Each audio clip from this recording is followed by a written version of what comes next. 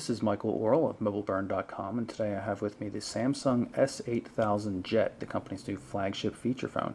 It has a lot of cool functions in it, including a 5.0 megapixel camera with an autofocus and dual LED flash, a very large wide VGA OLED touchscreen display, resistive touchscreen, cool motion features in it, and a lot of good stuff, including the TouchWiz 2.0 UI, TouchWiz being Samsung's finger touch-based user interface that it uses on its touch devices.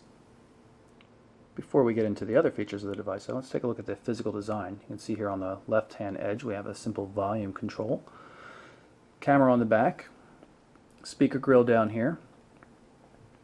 There's a odd button here. Actually, it's two separate buttons. This one activates the camera. It's a two-stage button. Press it in halfway to focus, all the way to take the photo. And this one brings up the new 3D cube menu system that I'll show you a little bit later.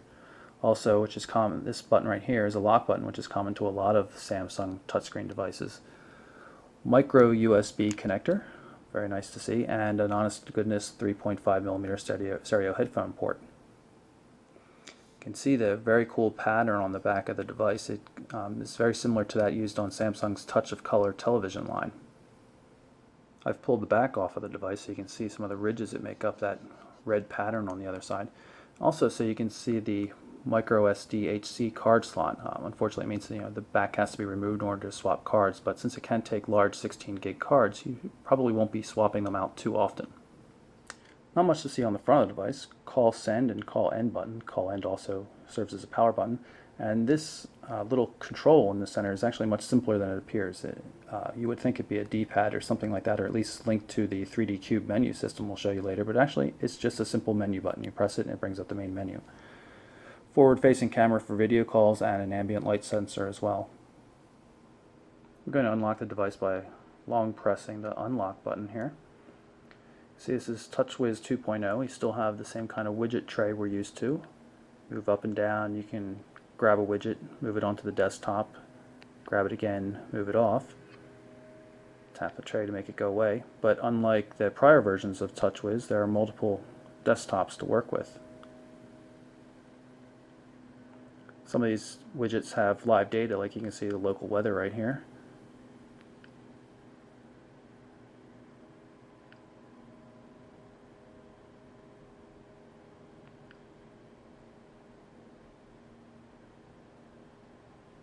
Take a look at the main menu on the device.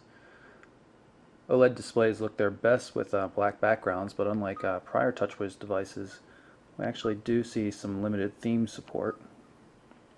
Red and green. I'm going to take a look at it, preview it. Nothing too fancy though. But in general, the UI is quite nice looking. There's good scrolling. And it's really colorful. I mean, this is at the minimum brightness right now and it just looks stunning. Like the home screen, there are now multiple menu screens, so you can just swipe left to right to go from one screen to the next. Makes it a little bit easier. Things don't have to be nestled in folders and such. So it's pretty easy to find most any application on the device.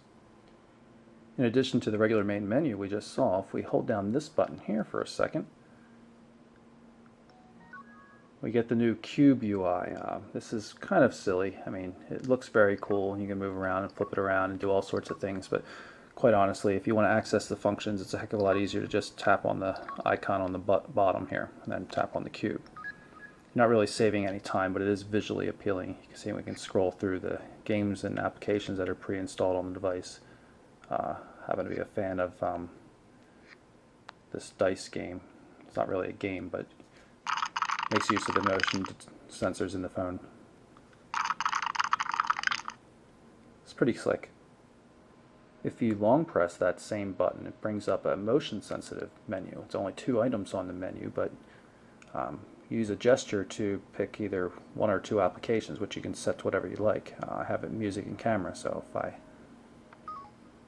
do a gesture like that, activates the music player. Now theoretically, other gestures will cause things to start and stop and go to the next track, like there's a double tap.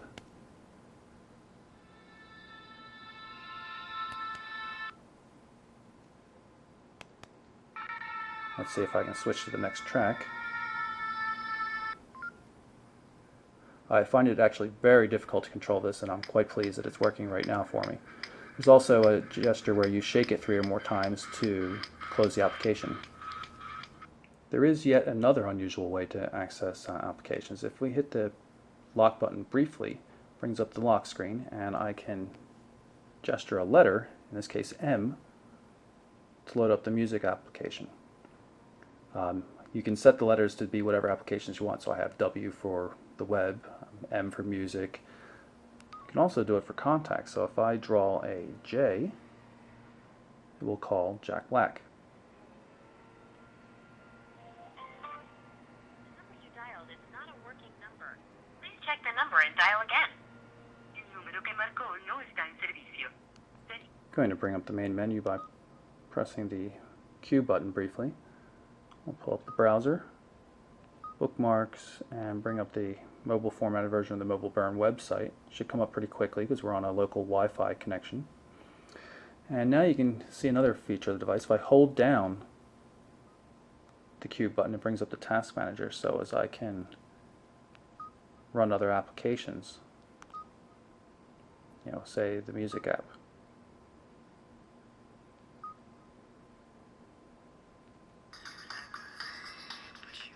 You can always move back to the main menu just by pressing briefly, going back and forth.